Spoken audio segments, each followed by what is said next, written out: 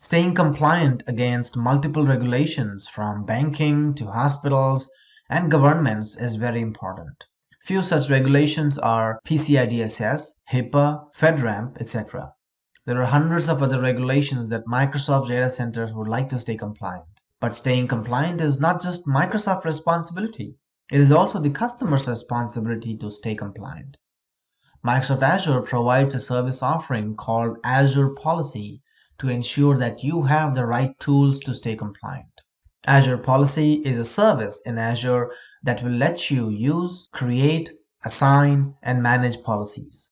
These policies enforce different rules and effects over your resources so that your resources stay compliant with your corporate standards and the service level agreements.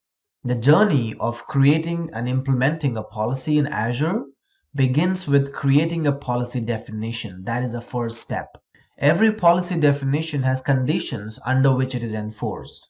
A policy definition expresses what to evaluate and what actions to take. For example, you could prevent virtual machines from being deployed if they are exposed to a public IP address. You could prevent a particular hard disk from being used when deploying virtual machines to control costs. To implement these policy definitions, whether custom or built-in, you will need to assign it to them. A policy assignment is a policy definition that has been assigned to take place within a specific scope. This scope could range from a management group to a resource group. This policy definition needs to be attached as an initiative.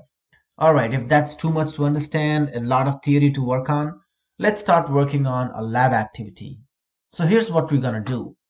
We'll create a definition so that admins can create a virtual machine, let's say only in a particular region. Let's choose West Europe as a sample. Once the definition is created, we will assign it as an initiative.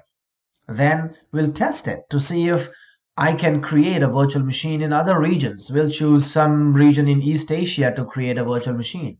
Then the Azure policy must prohibit us from creating a virtual machine in other regions because we have enforced creation of virtual machines only in Western Europe. And this is done through Azure policy. Let's get started.